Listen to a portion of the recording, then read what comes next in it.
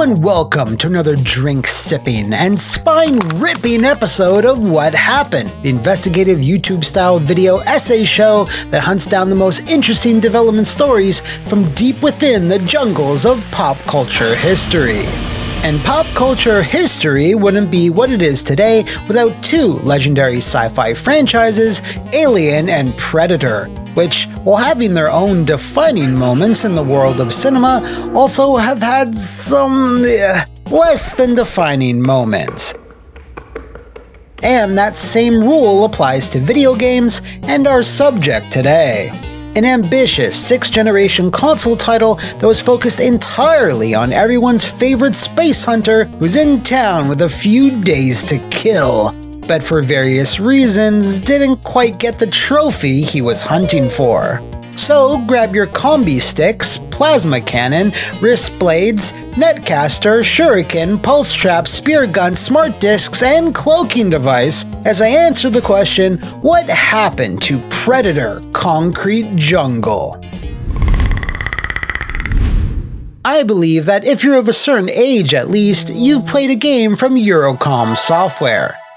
This now-defunct Derby-based studio was founded in 1988 and had developed over 70 different titles across a multitude of systems and formats. From their early days of Lethal Weapon and Drop Zone on the NES, their many ports of Midway hits like Cruisin' the World and Mortal Kombat 4, to various James Bond games like The World Is Not Enough and Nightfire, all the way down to their original creations like 40 Winks and Sphinx and the Cursed Mummy, there were always a studio you could rely on. But one often forgotten title in their extensive history, however, was Predator Concrete Jungle, which was released in April 2005 on the PS2 and Xbox, and despite being based on a pretty notable film franchise, seemed to come and go as quietly as a certain space-faring, crab-faced, invisible warrior. This is rather unfortunate because the race known as the Yachua hadn't had their own standalone video game since the home ports of Predator 2 back in the early 90s, and even more unfortunately, this new game wasn't exactly a smash success reintroduction to the medium. As to why, well, I suppose it didn't help that the first AVP movie, which released some 9 months earlier, didn't exactly ingratiate itself amongst fans with its PG-13 rating and the general Paul W.S. Anderson-ness of it. So there might have been some trepidation towards any new media associated with our favorite dreadlocked badass. Fortunately, Eurocom had a great working relationship with a variety of publishers, especially Vivendi Universal, whom they teamed up with to produce the Buffy the Vampire Slayer sequel game, Chaos Bleeds. While it didn't review as highly as the first game, Vivendi were reportedly quite pleased with the end result, as stated by John Whiston, one of the 3 former Eurocom developers I spoke to for this video. He confirmed that Eurocom's work on Buffy is what nabbed them the opportunity to take on Predator, and in the early to mid-2000s, working was what Eurocom did best. If you take even a cursory glance at their output throughout that time period, you'd see they were releasing multiple titles per year, as not only did 2005 give us Concrete Jungle, but an adaptation of Robots, and one of their most underrated efforts, Batman Begins.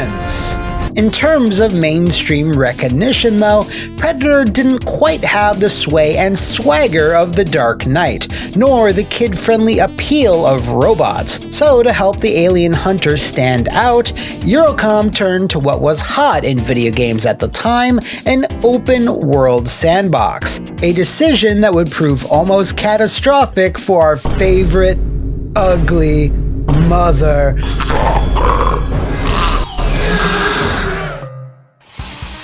The initial plan for Concrete Jungle was to let players really inhabit the fishy-smelling sandals of the Predator, allowing them to choose from a variety of weapons and to stalk and kill numerous targets in addition to important story missions. While the opening sections of the game, like the tutorial and the first level, were meant to be simple and straightforward, the futuristic city that the Predator, which the game dubbed as Scarface, could explore was originally so much more ambitious and intricate, and represented the biggest problem the team had to face. To get more insight on this, I spoke to Tim Brown, a designer that joined the project when it was about 4 months in development, as to how the city of Neonopolis evolved. The scope was far wider and larger. It was honestly a little naive. The original plan was close to the story as players experienced in the release game, but the city sections were not supposed to be self-contained levels, and it was supposed to be more of a hub that would allow the player to get to the story missions. There was planned to be many interactions, and when I first started, we had a very ambitious plan for every civilian, mobster, and enemy in that world to have a schedule within a database so that the player could follow people as they lived their lives, and could stalk and investigate who were worthy prey. This was eventually cut, but as we had done a lot of work with the city environments, we stitched together some of the tiles. The way we were going to do a streaming city was tile-based, and those became separate levels to play in. Now, if you play Concrete Jungle yourself, this would make sense, because you keep having to return to Neonopolis every other level or so, exploring wide chunks of real estate that, if you were to piece together, would make for a medium-sized city, which was the original plan. In my conversation with Tim, he revealed their intent was to present players with a fully open-world environment where they could go anywhere without any need to load. Unfortunately, while that was the desire, the proprietary engine they were using for Predator simply wouldn't allow it, as it made streaming each city block a technical nightmare that the team just weren't able to crack.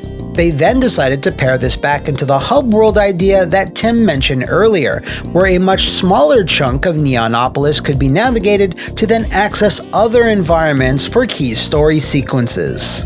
This approach was still not ideal either, as it still presented many technical problems that hampered progress, and when you're working on a licensed IP, you're never given enough time to properly solve them.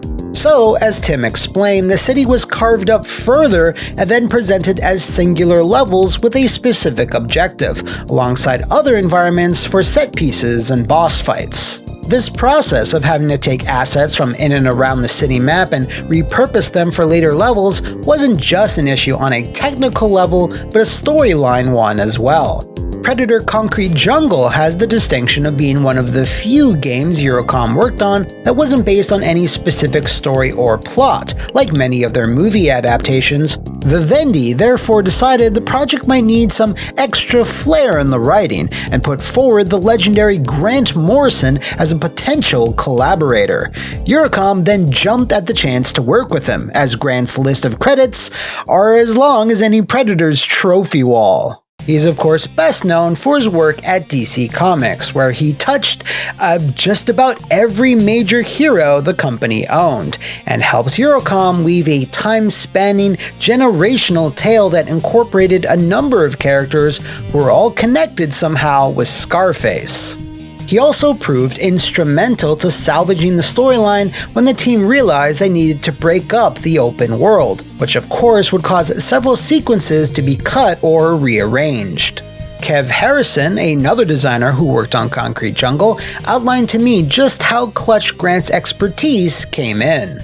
I've worked with many writers over the years, and nothing has ever gone as seamless as working with Mr. Morrison. He was super friendly, and I learned a huge amount from him in a very small amount of time, as he'd take all of our gameplay beats and rewrite them so the pacing was far better. He would rewrite whole levels with cool stuff in them, but it wasn't to be taken at face value, only the pacing and kinds of content. Where he changed or added a character, it was to demonstrate foreshadowing and to slow down or build up the pacing, and then didn't mind if we swapped our stuff in as long as we kept to his blueprint, so to speak. He took what we had, made it better, added some more awesome stuff, and it was just a really cool, easy, fluid process.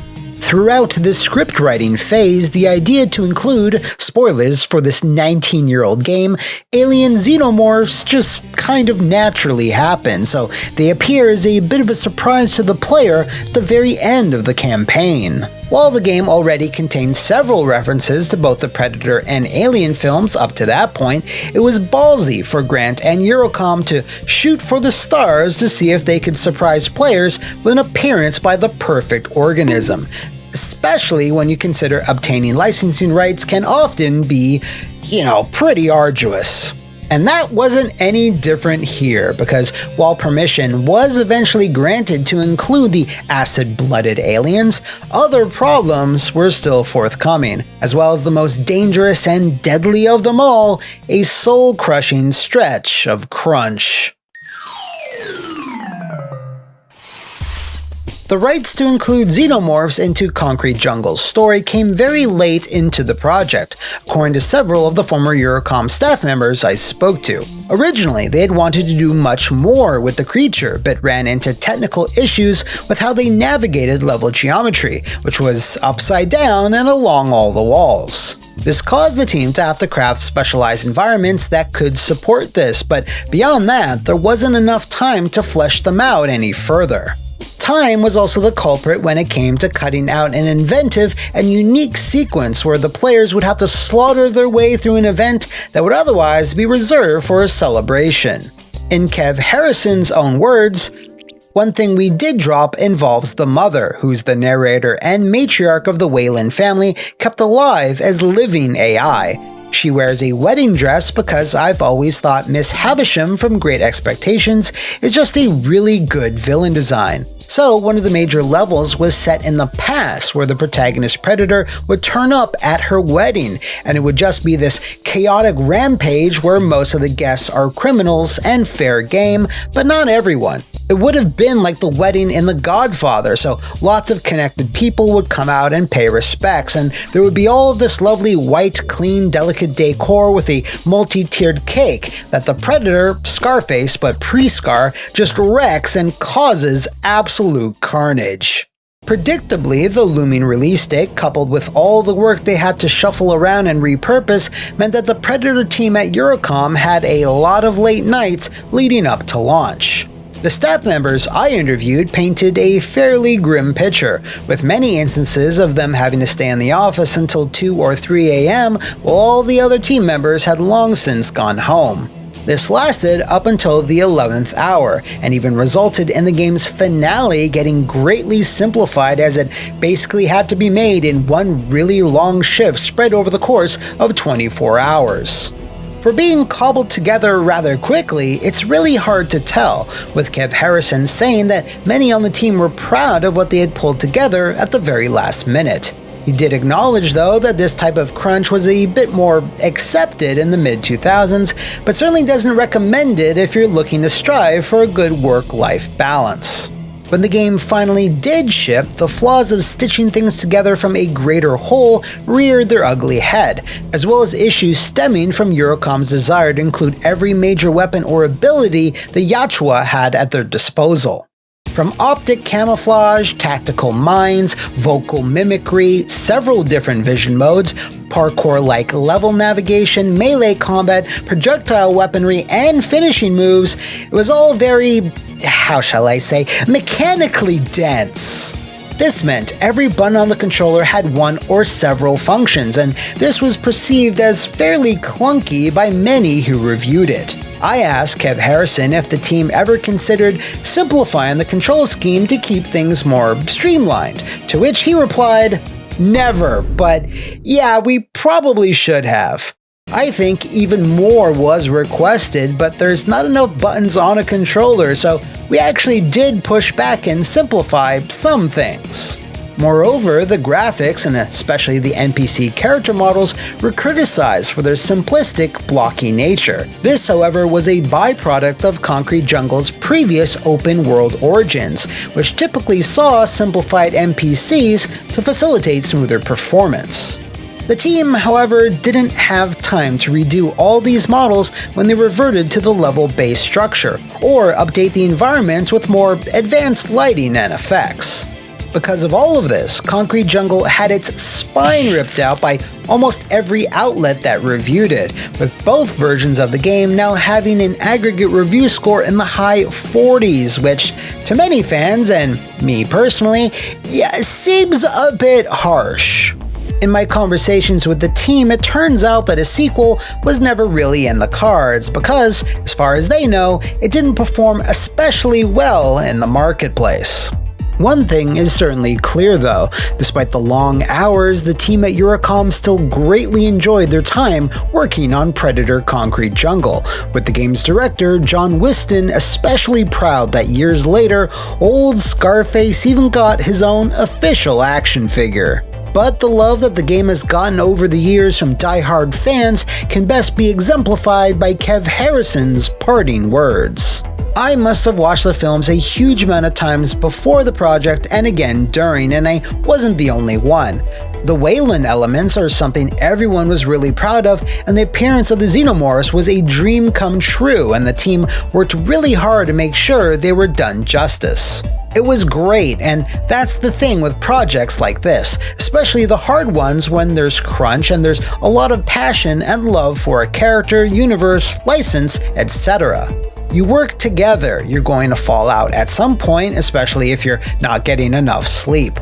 But if you can make it out the other end with something that you have shaped and worked hard at, you come out of it with a solid feeling of achievement and friends for life as you've been through it all together. And the fact that fans are interested in all of this years later is amazing. The feedback has been really wholesome, so thank you.